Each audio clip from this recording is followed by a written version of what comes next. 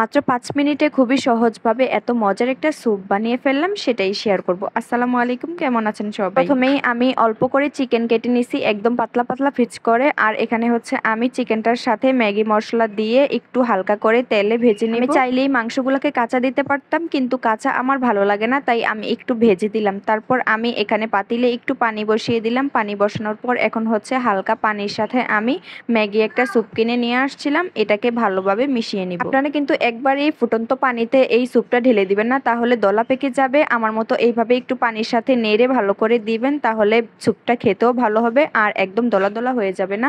তারপর এখানে আমি একটা ডিম ফেটিয়ে নিচ্ছি, এটাকেও স্যুপের সাথে দিব একদম লাস্টে। দিয়ে ২-৩টা বলক উঠালেই আমার স্যুপটা হয়ে যাবে। পানিটা অনেকক্ষণ ধরেই ফুটে গেছে। এখন হচ্ছে আমি সেই মাংসগুলো দিয়ে আবারও কতক্ষণ ফুটিয়ে নিব পানিটা একদম ভালোভাবে। মাংসটা দেওয়ার পর পানিটা অনেকক্ষণ ফুটছে। এখন হচ্ছে আমি মশলাটা এক হাতে দিচ্ছি, আর এক হাতে আমি ভালোভাবে নেড়ে চেড়ে দিচ্ছি যেন দলা না হয়ে যায়। তো ম্যাগি স্যুপটা দেওয়ার পরেও ভালোভাবে নেড়ে চেড়ে নিলাম। এখন হচ্ছে আমার অনেকটাই হয়ে গেছে। তো এখন আমি আবারও ডিমটা দিয়ে নিব। ডিমটাও এক হাতে দিব, আর এক হাতে আমি ভালোভাবে নেড়ে চেড়ে দিব, নয়তো দলা দলা হয়ে যাবে। স্যুপটাতে ডিমটা দেওয়ার পর কিন্তু কালারটা অনেক সুন্দর হয়ে গেছে। এখন হচ্ছে পানিটা একটু ঘন হয়ে আসলে আমি স্যুপটা উঠিয়ে ফেলবো।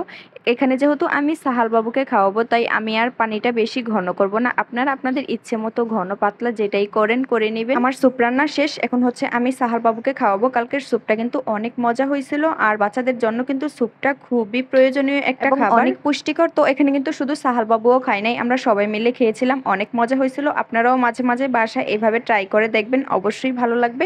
আজকের ভিডিওটি কেমন লাগলো অবশ্যই জানাবেন। ভিডিওটি ভালো লাগলে একটা শেয়ার করে দিবেন। তো আজকের ভিডিওটা এই পর্যন্তই। সবাই ভালো থাকবেন, সুস্থ থাকবেন। আল্লাহ হাফেজ।